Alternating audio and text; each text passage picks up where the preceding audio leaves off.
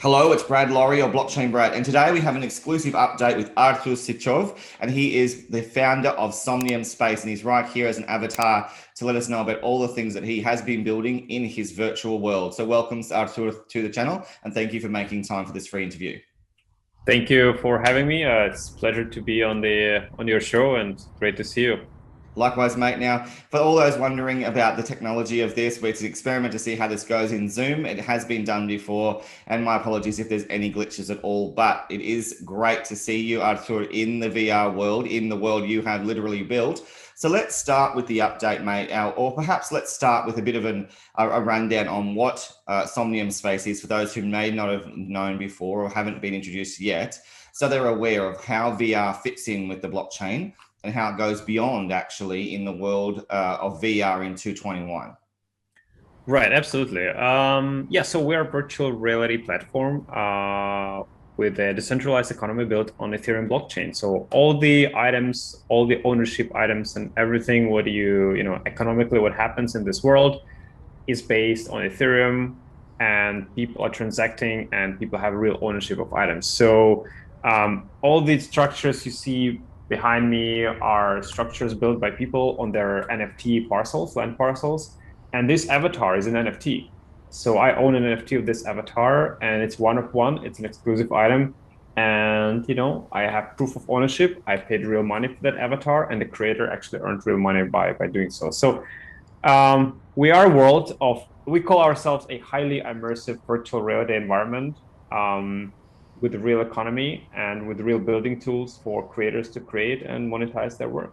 Right, and as many may know in the blockchain domain, if they've been following my channel, we have been talking for years, not months, as you've been building, and you have some of the best devs when it comes to virtual worlds in the world behind you, and some of the expertise that you're sort of outsourcing from the likes of Second Life in historic endeavors that have been done in the the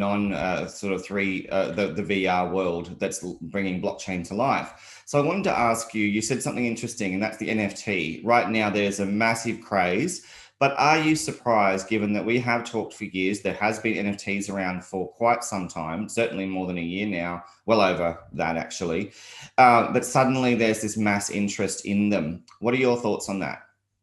It's kind of funny. I mean, we first talked actually, Red, you won't believe it. Like, I think it's 2 years ago now. Amazing. One and a half, at least one and a half, almost two. And yeah, I mean, at that time, you remember we were placing, items and minting items on the blockchain, and literally, like, people knew what VR is, but still, like, hardly, and no one cared about NFTs at all. Like, almost no one. Just we nerds, we knew that okay, this is a decentralized place. If we want to have an economy, it has to be decentralized and blah blah blah and all those goodness which we know. Mm. But mainstream didn't even think about that. And yet today we're here where people start to realize, and we're even far away from mainstream still. We are in Right. such a beginning, even with all this craziness and CNBCs and New York Times writing about NFTs, we're still in the very beginning. Because if you stop 100 people on the street of New York and ask, do you know about NFTs? I'd say maximum 5 people will say, probably I've heard something. And 95% of people would say, like, no idea what you're talking about. And on top of that, if you ask them, like, what VR is, probably I'd say, like, good 35-40% will say, yeah, I mean, I know what VR is. And maybe 20% will say, I tried it. So that's picking up very nicely, but that's kind of like what is rough. So we're all very early, but it's good to see that people recognize the potential behind technology. I just hope that it's not going to be just about the pricing and the money. It's also, there has to be a very substantial discussion about, like, why that pricing comes up, why people are paying that money, because I think many people don't understand in the mainstream what is happening. Let's talk about that. So we've seen the likes of Elon Musk and people like Mark Cuban really bring NFTs to the mainstream narrative or mainstream for as well with regard to business, interest, potential. But the thing is that also there's the questions of ownership, the questions of whether or not things can be copied. What is an actual NFT in comparison to the token. So because you are literally an NFT, I'm speaking with you right now, and there's several NFTs throughout your virtual world, they have real value, no question of that. But teach us exactly how you protect that value. How do you ensure that there is true ownership, even beyond the traceability of the blockchain? Because of the copyability, we need to go further. Can you teach us how we can protect in our interest once we invest in an NFT? Absolutely. So, and that's a very big discussion, right? So there are people in the industry who think that, let's call them decentralization maximalists, right? And I don't like maximalists in general. I myself, I'm not a maximalist. I'm a realist, and I know that some certain things takes time. 100%. So we don't have time on this channel for maximalism. Let's just skip that and go with the real world. Exactly. So what I wanted to say is like, when everybody knows that behind the NFTs, if NFT, like utility is a king. Utility is king. I'm a utility junkie. So if your NFT has to bring you value, like real use case, real value, that's why NFTs have a long-term, like those NFTs which have value and have utility will bring you long-term value. Those which don't could be just a gimmick. Don't need to be, but could be. So in terms of having a use case beyond traceability on the blockchain, that's a very interesting discussion, because like this avatar, let's have an example of this avatar. Now, okay, there is an NFT token, and I can actually load to you and show it to you how that works. So you see my tablet. I'm talking to you through this tablet. Yes. Let me go to my avatar menu, and let me load my blockchain section, where it scans now my wallet, and it shows me the tokens I own. So this is the blockchain token I own. Right. And now you will see, so I load this one, for example, Penguin, and then I load back this one. So this is an NFT token I just wear. Now, there is an NFT token representing this avatar, but there is also a real 3D asset with much more than just a written thing on the blockchain, just metadata on the blockchain. There is actually 3D assets which works in VR and has all those features and entities and features which you just see in front of me. And because when people mint this avatar from Somnium BC client, we kind of forever connect this avatar to that token, that 3D asset, and the 3D asset, is 2 times encrypted. Now there is a big discussion about in general about like, how everything has to be open sourced and everything has to be open, and person has to have an ability to just let this avatar be everywhere and nowhere.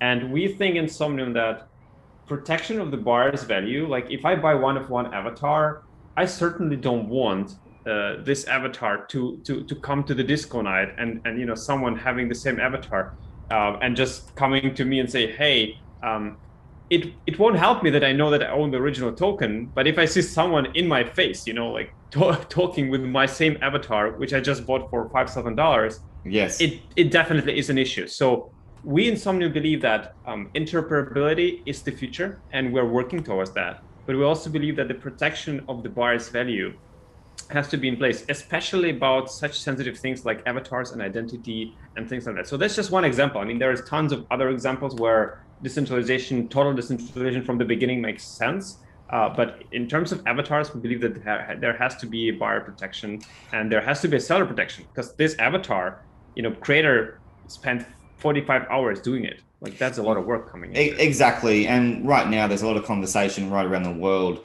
with regard to protections, with regard to legals, making sure that the NFT themselves has value and that the owner has control, and even legally in that sense. So have you actually had a look at some of the entities that are emerging now? I only speak from my own experience, having spoken with Eureka, for example, invested in Eureka, and also with Opulus, who's doing some amazing stuff with music protections and copyrights and royalties built into some of these things. I ask you because clearly there's an interesting situation emerging where people are trying to build legal frameworks to make sure that these protections are in place, and they're taken seriously from the top down in mainstream environments, like you said, where the interest is really starting to grow.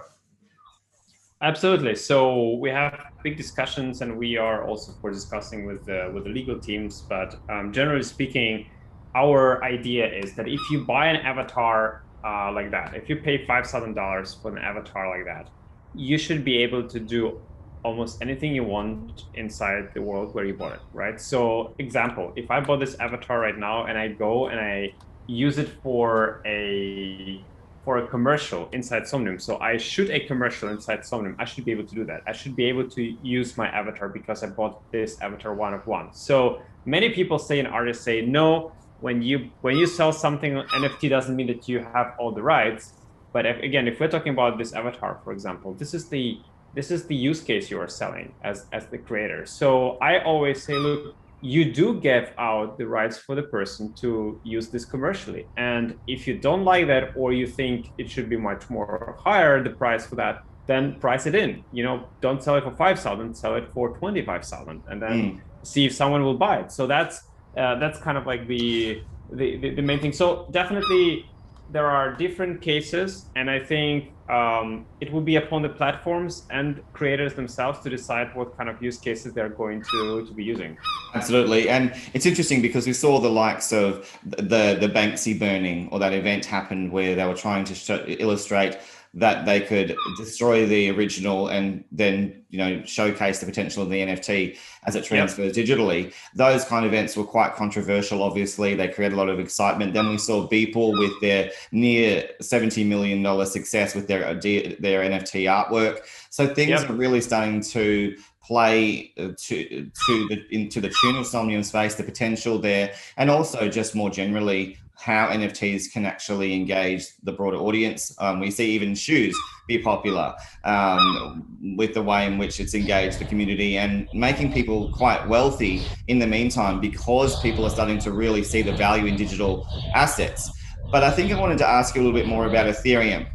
And that the reason why is because sorry for there's a bit of audio as you fly. But one of the things that's interesting is that you are on the Ethereum blockchain, and that's had its own bottleneck, its own issues, particularly given the mass interest in things like NFTs now. So how are you feeling about still, representing Ethereum? And tell us a bit more about what that experience has been like over the course of the recent years. Yeah, I think the experience was great and is great. And I guess one thing which, one of the big changes, not the changes, but one of the big features which we knew from the beginning will happen is we're a virtual reality platform. This year, we'll be introducing for people an ability to showcase their NFTs from different blockchain networks into Somnium. So Ethereum is amazing, but there are different chains and layer twos where people have their NFTs, and they should be able to natively transact and natively showcase those NFTs in Somnium. If they own a parcel, it's all about utility. Why wouldn't people from Flow blockchain or from Near protocol or from Matic wouldn't be able to showcase their NFTs here natively inside Somnium? They should, and that's what they will be able to do this year. So that's one thing. Another thing about Ethereum, gas prices, whatever you think about the gas prices, smart game design can solve, I'd say, 70% of all the problems. So if the game is designed in the right way, and you go fully decentralized in places where you need to go fully decentralized, but also semi-decentralized in places where you don't need to have full decentralization, that's where the smart game design comes in. And that's where people, how would you build a transaction? And we know how, and we're working on it, but how would you build a transaction where you don't jeopardize people's ownership and decentralization and control over their items while allowing them seamless transactions inside the world? That will come this year, and there will be some amazing use cases for that, and we will hopefully pioneer the new way how to do that. Well, let's be real about this, Artur. That's a big deal, because if you start to create a more seamless experience without these bottlenecks and these high fees, these high gas fees, that essentially means you're going to attract more mainstream users, especially if the marketing starts to marry with those technological developments, especially in that layer 2 scenario. So right now, I'm aware that there's several layer 2 solutions emerging, not just in Ethereum, but right across the blockchain layer 1 domain, and even layer 0, when we look at the whole tech stack that happens there. So how do you decide which layer 2s to engage with, or will you be agnostic and work with many, as you've alluded to now? Because really what matters is that you are affordable, that you are scalable, and that you are seamless for the user. Ultimately, that user doesn't really care about the blockchain. That's something that we nerds care about. Oh, I think that's where I don't agree with many people. I think when I talk with a lot of mainstream audience, investors or analytics or analysts, they all say, oh, mainstream has to come and it will, you have to create a UI where the blockchain is hidden and nobody cares about the blockchain. Truly, I think it will become an opposite. I think the blockchain UI in general will become better if we talk about like MetaMasks and other wallets and just onboarding and PayPal getting people an ability to pay with crypto soon, probably even today or on tomorrow. Things like this will improve, and on top of that, understanding of people of humanity about blockchain will also grow, and those two will converge, and people will care about decentralization. Like, let's not forget that the true power of the system is not trying to hide and go back from decentralized systems to centralized systems, because we've been there already. It's bad. We know it. It's bad for sure.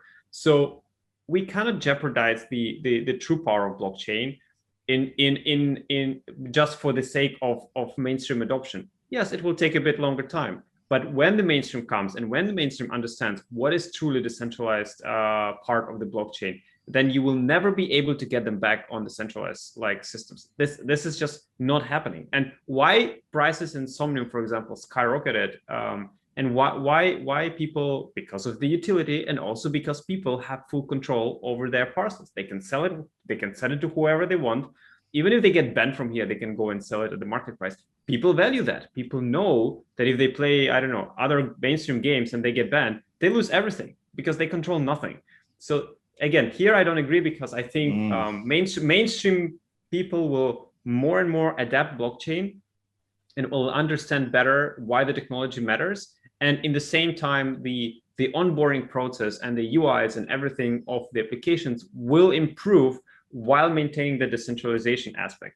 And that answers also your question, how do we choose partners for layer twos, for example? Right now, our partner, which we will start with, is Polygon Matic. And they have built an amazing technology in terms of how they talk to Ethereum network, how the bridge is working, how the interoperability is working between those two networks. What is the freedom of user to mint and burn and go to the mainnet and go back to Matic? That's what people value. Again, at any point of time, people have to have an ability to maintain their ownership of the items. That's the promise, and that's the reality of the blockchain. And if we start jeopardizing that just for the mainstream adoption, I'm sorry. I mean, there will be enough adoption. And thank you so much for that counter, because it's really helping me expand my own thinking and hopefully others as well. So just to expand on that and extrapolate, it is really a valid point you make, that we want to push for the value of blockchain. Obviously, that's why we're here. And so getting those mainstream parties to transition in their thinking is definitely an exciting thing. Building out and through the educational network that you do, and making sure you have marketing that is of that nature, so people can make that informed transition. But still, even today, things like affordability and scalability and experience in the mainstream gaming arena, they do dictate and control a lot of the expectations and the desires of gamers and people who want to engage in VR worlds. And so in that respect, whilst we want to make sure that DeFi and CDFi, depending on the different degrees that are used, are valued, you still have to, I guess, acknowledge the expectations of the mainstream in terms of general expectations of price and affordability, scalability, because those things will matter potentially initially as paramount to anything else, even if they are going to transition into the value of blockchain. Because really, when we're talking about DeFi, we're also talking about developing regions of the world. So for access to many of those regions, it's going to have to be competitive. So how are you going to work on this challenge? Again, it's a smart game design. And again, I would go back to analogy, for example, with Elon Musk, like a genius move from him to say, look, we will first build hyper expensive, super sexy cars like roadsters. and then we'll go, we'll build Model S, which is cheaper, and then we'll build Model 3, which is the cheapest one and most affordable, and that's where we'll kill the market. That's where we will actually dominate the market. And I think in the blockchain, or at least partly in some, that's what's happening. First early adopters, they adopt the system, they understand the value, and they come in and they do pay the price, and then they pay the premium, and the new ones are paying the premium too. But eventually, through smart design, through layer twos, we're able to, again, to let people. Our goal is here not only to hide everything, but also to educate our audience. How many people who came in Somnium bought actually VR headsets and dived into VR in general because of Somnium? Hundreds, maybe thousands. So the same will be happening with the blockchain system, right? People are learning how is to use MetaMask. People are learning why Ethereum matters. People are learning what is the gas price. And combination of smart design, layer twos, and I also think Ethereum will improve. This will bring an ability, and also our system design, our client's design will allow people to seamlessly transact. Like, look, I mean, I can just if I go to like this image I own, right? So let me yes, I see it. Yeah, so I own this image. Like, how do I know this blockchain item? I click on it, you see I bought it for 0.1 ETH. Beautiful. Now, how do I buy it? If I would be selling, I don't sell it, but if I'd be selling it, how would you transact? So if I just close it like this, all right, you can just open it in a browser. My browser loads, and I can just, if I'd be selling, I'll be just clicking or make an offer. I can log in with my wallet and I can transact from here. Now, again, you see, for example, OpenSea is supporting already layer 2. So you can basically mint that on layer 2 and sell it without any gas fees from within VR. You don't even need to leave VR to do so. Those kind of things. Again, right now, maybe 100 people will use it, or 1,000 people will use system like that. In 2 years, it will be 100,000. Yeah, it's quite amazing. And even 2 years ago when we were just talking about the land parcels for literally as you were building, you had just started and you had cubes as that key VR currency, which is really fantastic because that again is another layer of interaction and real economy that is shared to showcase value. But I want to go back a bit to the discussion about Ethereum and the layering there, because obviously right now there are other emerging platforms. Some are VR, some are not quite VR, but selling the narrative that they are, or that they are some sort of alternate world. So how do you feel about the positioning? Are you first mover still, do you feel? Because we've always talked about that, and you've always said, given the experience, the time that you've spent, the years building this, that you are, but we still see the likes of others emerging, even on the Ethereum blockchain. Yeah, I feel great. And I think our volumes and everything else, all the indicators, show that we are actually doing something right here. And we're in the most strongest position we've ever been. And people do recognize value. You know me, and we've talked about that. I am about value first, hype next, second, rather than trying to FOMO people into something. And that heavily pays off, and I'm being honest with that. So we try to the vision, what you're seeing right now, it's awesome, but it's like 5% of the grand vision, and we're moving to something radical and to something something where people will be spending most of their time within the next 10 years in their daily lives. In terms of other platforms, my message is, if someone is doing a platform, or if someone is deciding where to go, like, do your research and see the team, see the product. Don't FOMO yourself into some crazy promises. Rather think about it and make a decision based on what is possible today. Again, use cases are kings, and this will always stay like that. And that's the truth. Yeah, and what's interesting also is that the VCs and the capital firms in the crypto and non-crypto worlds, they're really throwing their money hard at some of these NFT marketplaces, for example, the NFT narrative, even VR worlds, and showing, because of the potential of engagement with NFTs in them.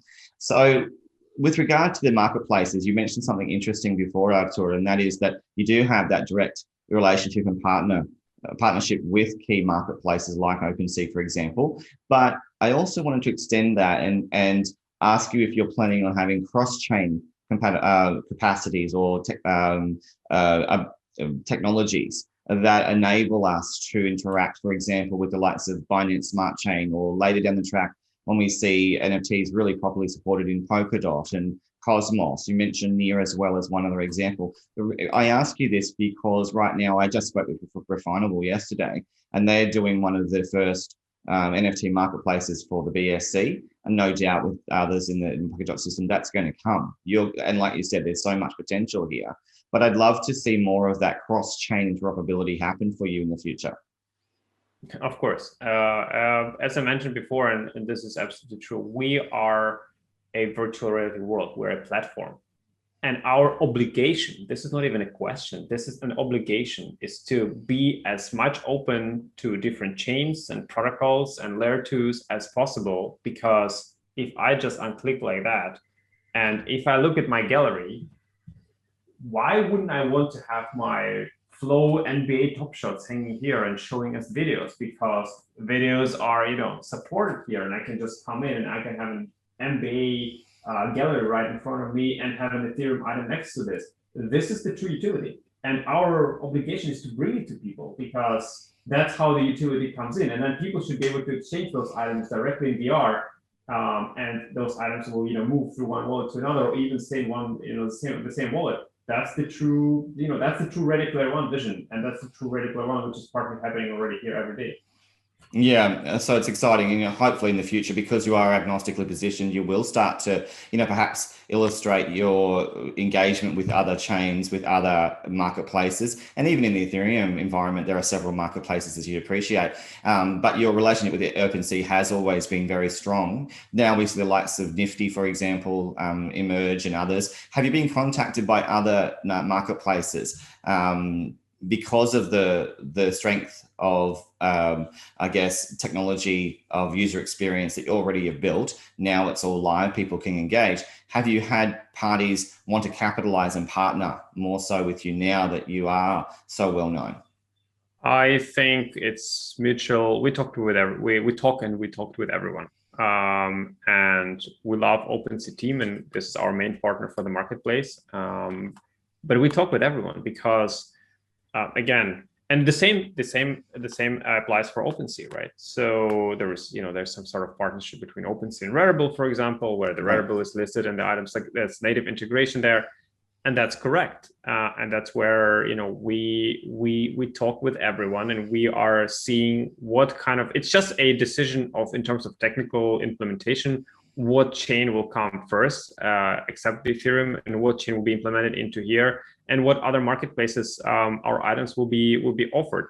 At some point, we will have also our own marketplace, but it doesn't mean that OpenSea will not be listing our items or vice versa. It just will give people more abilities to transact, in the places of their desire. And I think, like, trying to close people into one ecosystem, that doesn't work. But also for us right now to implement our own marketplace and try to reinvent the wheel, which OpenSea has, so well executed, just doesn't make sense. It's a waste of resources at the moment. When we will see the need for a particular use case, which, for example, OpenSea would not be able to deliver so quickly or in such an extent which we needed for our own VR world, then we'll build part of that marketplace by ourselves. But we'll always keep that integration and seamless integration with OpenSea as well. Got it. And that's a really mature way to look at it, I think, not burning the bridges literally with the partnerships and working with the best in the space. And that'll increase in time. I'm sure you'll have more marketplaces as you connect with different blockchains that are offering, equally valuable technologies that are scalable, affordable, etc. Now, with regard to the NFT options that are out there, we've talked a lot about artworks. We've seen them literally today. But what about things like music? What about things like video? I mean, is there a lot of plasticity built into the kind of NFTs that people can engage with? Because obviously there's a lot of talk right now about those particular types or verticals within the NFT space. No, absolutely. I mean, we support all kinds of NFTs. We support the video, the music NFTs, we support images, we support GIFs, we support 360 images like you just saw here. We support 360 videos NFTs as well. So literally that gives you unlimited amount of use cases in here. You could already today import NFTs here like natively and enjoy them almost in any format you wish. And it will just expand this year. It will be more and more this year. And again, our goal as a platform to allow users to utilize their land parcels and their possessions as much as they can. So that's what we are committed to, and that's what we'll deliver, and we're delivering already. And that's what's fantastic, because people are allowed to or are enabled to create NFTs and distribute them or show them within the land parcels that they have. A bit like a shopping ground, really. It allows people to interact in that way. But then you also have that economy that you've built in, and that's based on the cubes. So how are the land parcel sales going? And the big question that a lot of people have is, how do you still price these when we know that technologically you could still add more land parcels to the Somnium world? I would think people really need to know from you how we ensure value of land based on the system. And that's the biggest misinterpretation, let's say. So first of all, we already a long time ago said that there will be 5,000 parcels in this particular world, finite. There will be no more parcels minted. Now people say, but you can break your promise and you can mint more. If we start as a company, if we start breaking such promises, we're done. Like this is a financially, even just simply financially, a counterproductive move from us to do. Second of all, the value for the parcels don't necessarily come just from the scarcity. Like scarcity is just one part of the equation. But as I said, utility is king. Now, I always say to users, whenever there's a discussion in the world, whenever, we're hanging around and someone like, okay, what could the parcel, because parcels skyrocketed in price. Now, why did that happen? That's an even more interesting question. But I always ask, would something change if this parcel would cost not $20,000 or maybe even $30,000, what it costs right now, but $3? Would you still be able to showcase your NFTs and build a gallery and make some auctions and sell your art? Yes, you would. Do you then care how much parcel costs? Probably not, if you care about the use case. And that's exactly the magic. But the more use case we provide, the more valuable it becomes to people. And that's why the prices generally go up. It's not because of the hypes and because of other things. Like, it's just because we've provided over the time, since last time we talked, so many new use cases. Like that parcel is also accessible from any device via Somnium Web. You can go with your mobile phone, click one link and be in this parcel instantly and show and explore from your phone all those NFTs without any barriers. Like that's a use case. And that's what people love to use. And that's why parcels are generally going up in prices. Exactly. And you know what's amazing, and I sincerely mean this without trying to be obsequious or FOMO with the comment, but you did bootstrap this quite a lot with your team. You didn't engage with a huge raise in that scenario like we've seen with other similar projects. And in Ethereum, as you'd appreciate, it does attract and garner a lot of support from the VCs. So it's quite incredible, to be honest, how far you've come, given that the injection of huge capital, or even sort of the 5 to 10 mil range, really does give them a huge kickstart. So how have you managed to do all of this, knowing that you had to compete against those big players to build this out with such little resources initially, but yet such big resources when it comes to expertise? I think it's all about the vision, and it's all about the execution. It's coming from here. It's coming from heart. It's coming from the way how I perceive and team perceive the future. And it's not about the money at the moment. It's about how you execute and what you prioritize, and how you treat your community, how you treat your so-called customers. And again, we are already, 2020 was an amazingly successful year for us. we've came into 2021 even stronger. So in that respect, we're doing great, and the company is very stable, and we've made a really big progress in this. But again, it's not about the money. You can have all the money in the world, like Facebook, and still struggle to have a decent social VR experience. Why? That's another discussion for 2 hours. But again, it has to be the vision, and it has to be sincere. You just cannot build something like that just from the perspective of, okay, let's make some money.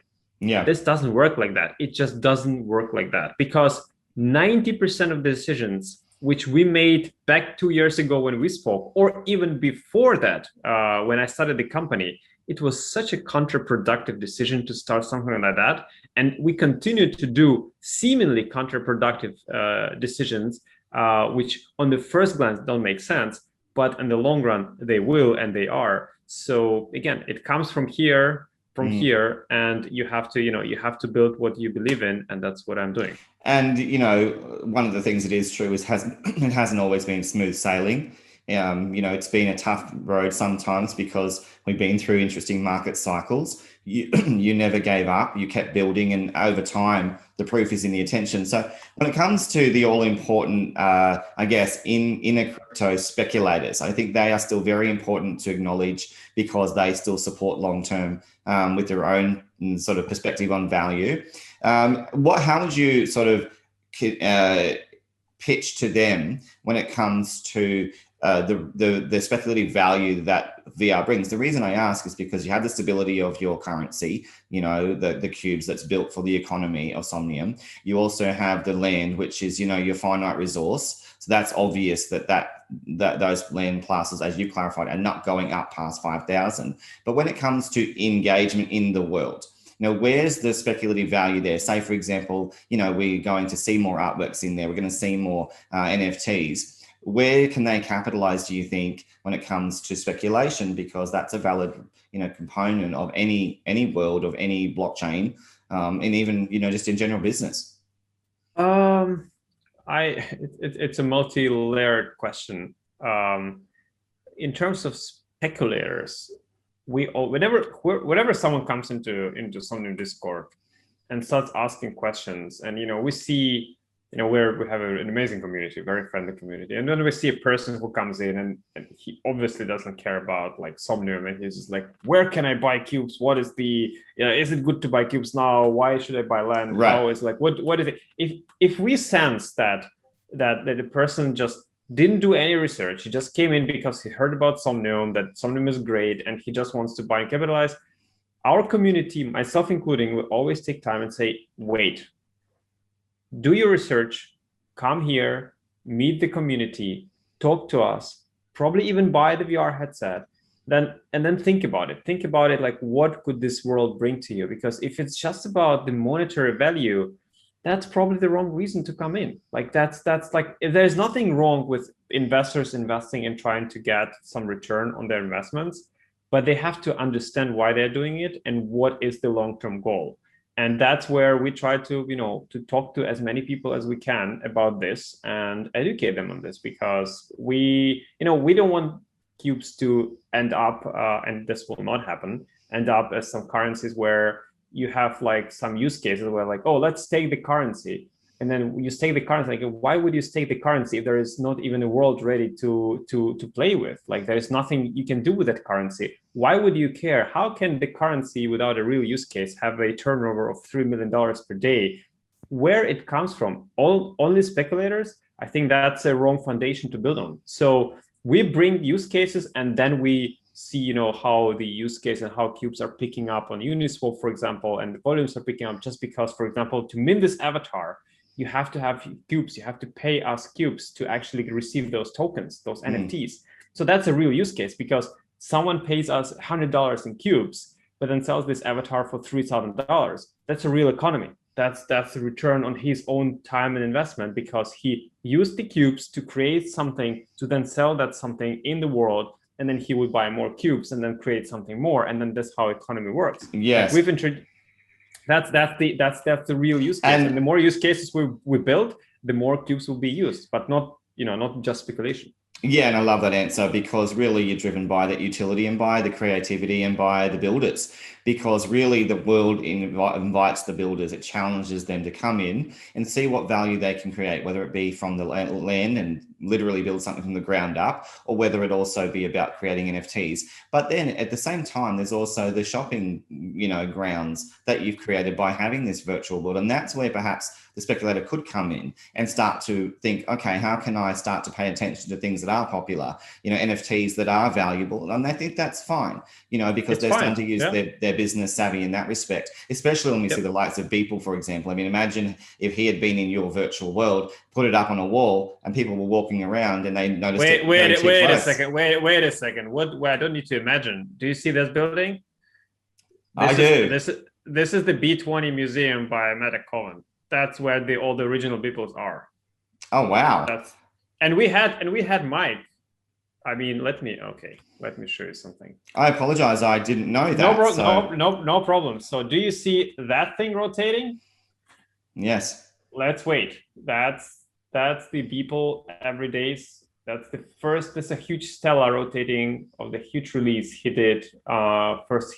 His first Nifty Gateway release. So that's Beeple. And that's the stage where we interviewed him before his first Nifty Gateway, one day before this 3 million record. That is amazing. So what are your... That's a use case. That's a huge deal also because he brings a lot of attention from the mainstream art world. As you know, he's respected in the digital art world. Now, what are your thoughts on his reaction? Obviously he sold, that was a controversy in and of itself, and it really shouldn't have been. It's his right to do that. But he has made some comments subsequent about NFTs. So I wanted to get your position on that because obviously, there's a whole future ahead when it comes to NFTs, social tokens, everything beyond.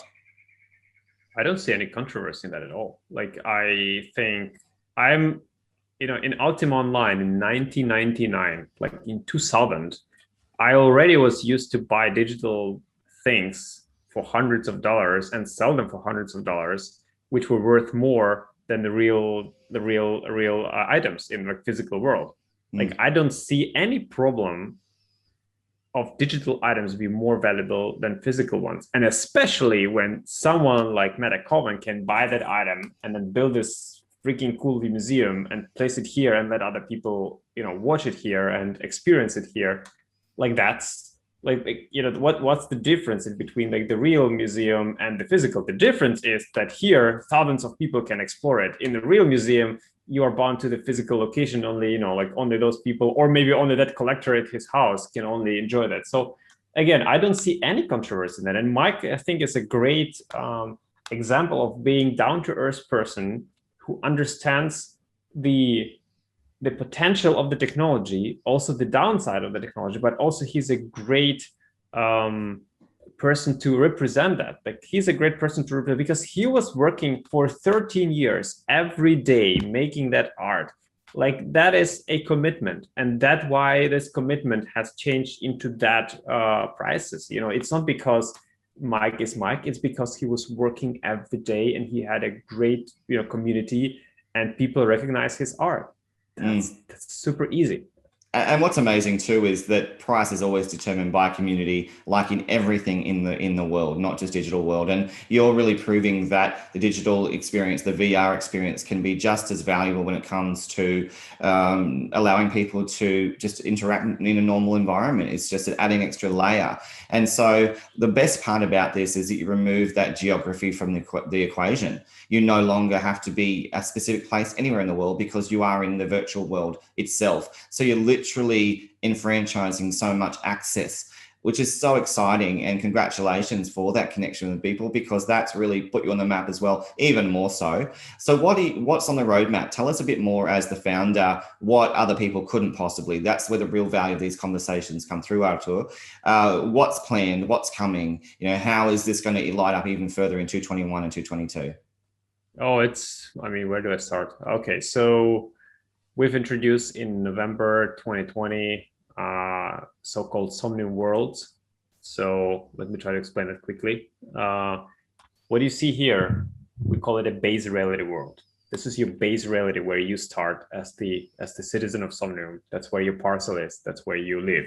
That's where you kind of meet the people and stuff. But we've introduced a concept of Somnium Worlds, where you buy an NFT of world, and then you place a portal like this, like I just showed you, like there. You place the portal like that on your parcel, and you upload the whole instance, the whole world, the whole game. You can create the whole game and upload it to our servers, and you can have that world as an NFT, and people can enter your parcel, enter your world, and be in a completely different instance. So imagine like this is the base reality, and around this would be thousands and maybe tens and hundreds of thousands of different worlds built by people, and you will be jumping into one universe from another from within Somnium Space. So this is your starting position, but then you just go away and you can spend like, it could be different Somnium in one of the Somnium worlds. It could be a AAA game like GTA. It could be a casino. It could be a bar. It could be a private home. It could be anything. So we are building our SDK in a way that people can upload almost anything there. And the only limitation is just the size, and that's the size of the world they're buying. But that's it. And then if you have, we're providing them multiplayer SDK, we're providing them avatar SDK, we're providing them the monetization one so that they can seamlessly integrate Somnium cubes into like their arcade hall, for example, and charge people cubes to play. Now imagine if your world is like you own an NFT of the whole world, and then your NFT brings you maybe $2,000 per month. You can go and sell that NFT world for maybe 200,000. And that's what will be happening. So that's one thing which we are coming in very soon. We're working on that SDK, and it will be released very soon. And those worlds we're selling and are selling for, $20, $30, $40, $70,000 already, like empty worlds. We're not even talking about the content yet. That is amazing, because devs must be going crazy over this because of what they can, and for the people who are creative as well. I mean, literally, I want to go and learn some of the code so I can go and start doing this, because it's just such a fun thing to do as well. And I think that's understated in crypto, how this literally is one of the most exciting creative projects that literally exist for anyone who wants to literally build something for themselves that's specific to their personality and also can represent value and not just for Somnium, but for their own world. It's quite amazing that that's going to be built. And I also want to ask you, I've spoken to this also privately about words like metaverse and other terminology that's suggesting more conversations and more unions between different worlds and things like that. So how's all that going to play in for all the other narratives and startups? Are they going to collaborate with you as you build out these amazing, abilities for people to engage and build their own worlds? Look, we were one of the first ones, or we're the first ones in the world who actually showed the ability to teleport from one game to another. So from Somnium to High Fidelity back in the days in 2018. But I see a lot of people talk about interoperability. Yes, metaverse, it's open and everything will be so beautiful, and all the companies are throwing those things around. And we say, you know what? They throw those things around, but so far, not so many people actually do anything. And that's not what we are, what we're about. We're actually about executing things. So we said, okay, why do we wait? Why don't we allow people to, for example, go from Somnium, load here, and just go to, for example, to CryptoVoxels directly from Somnium without leaving VR. If I go to google.com and I show you that I can actually beam myself into CryptoVoxels directly from wow. So there's literally porting ability technologically to switch in. So I'll just load CryptoVoxels. I'll load here. I'll press play now, and suddenly I'm inside CryptoVoxels. And if I just grab my 360 controller, which I have too far away from me right now, I would be able to walk around. Like I'd be able to literally walk around and talk to people directly. I can interact with the map. I can do all this kind of stuff. And again, this is working right today. I can do this with Decentraland. I can do this with CryptoVoxels. I can do this with any other browser-based experience. That's another thing which we are, allowing people to do. That's another use case. You don't even need to leave Somnium to go somewhere else and check out on something you own maybe there, or you want to meet someone. Somnium Web is one of the most important parts we've launched this year. We launched it in January. People are able to access every parcel in Somnium from any device. Your mobile phone, one click, you are on this parcel, less than 10 seconds load time. You can have 100 people multiplayer experience on one parcel. and you can have like all kinds of different use cases, and it's growing exponentially. Like the users are coming in droves. Tremendous. And it's just amazing. You know, congratulations looking behind you with that port key, you know, essentially that entry into a new world. It's fantastic to know that you've been making sure this is possible. It's coming, and already people are buying those empty worlds because they can see the value. I remember when we first spoke, people were buying into the parcels because they could see the potential of this and looking for the best waterfront land and all of that sort of thing. So this is another layer on top of that. And it's great to also see that you have that interoperability or that cross-world capacity built in with those browsers, because that's only going to extend your reach and have those users come in and experience the Somnium experience as well, and Somnium world. So really, it's just, you know, the potential's infinite for you, I would think. And you do seem to have that first mover. I've always said that with you, and you've proven that with the team and the tech you've built out. But the big difference, I suppose, that sets you apart, which I've always liked actually with what you've done, you don't have that key utility token speculation narrative built in. You have cubes instead. And so it's always fascinating to see people speculate into a token of other worlds where the price fluctuates all the time. You've avoided that. So do you want to just touch on that a bit to explain that you didn't do that? Yeah, so and you know, there's an easy answer to that actually. We did no FOMO hype for our token at all, because we said, and it's written in our economy paper, we are a utility token. The more use case this token will have, the more interest and the more volumes it will bring. Now, recently, the price has picked up quite significantly. Also, the utility and the sales of token and general, like the usability of tokens, have picked up. But because people see the real use case, look, we've introduced this minting avatars in Somnium Space 2.5 months ago, and since then, creators have been able to earn $150,000 by selling avatars. That's a real use case, right? And when they pay cubes to us to mint those avatars, that's a real use case. This use case brings real money. People see that. People understand that. We don't even need to market it too loudly. People see that. And now this year, monetization in the worlds will come in. Teleportation hubs will come in. Ticketing system will come in. All those systems will come live, and people will be using those cubes more to exist in Somnium world. And what do you think will happen to Somnium cubes? They will be traded more. Again, do we need to FOMO this on people right now and introduce different things to make them buy them or make them? I don't think so. I think they will do it natively, and they're already doing it. If you look at the price chart for Somnium cubes, you know, it corresponds to the interest. That's so interesting, because I purposely did not look to have this conversation with you to see how the changes have come with cubes themselves, because I was anticipating a more stable economic price point, but clearly I'm wrong. You know, because of all the increasing utility, it does become that currency / utility built in together. So it isn't really just that economical sort of in world currency. You know, I want to make sure I qualify and say that, you know, quite rightly and represent you fairly, it is truly utility design. It is utility first, and it will always be utility first. Again, will the price fluctuate? Yes. Does it fluctuate less than in some other instances? Yes, because we've also introduced those tier systems, and we've been holding the price. We've been selling the tokens at a certain price to be able to, you know, allow people to enter the market and exist. But eventually, it will be, you know, a free flow token, which is a utility token. But again, the number one thing is utility. What can you do? If you come and buy cubes and you don't know what you can do with that, probably, and I'm telling it as a CEO, and probably for many people, it will sound like counterproductive, but I say probably don't buy. Like if you don't know what to do with it, don't buy.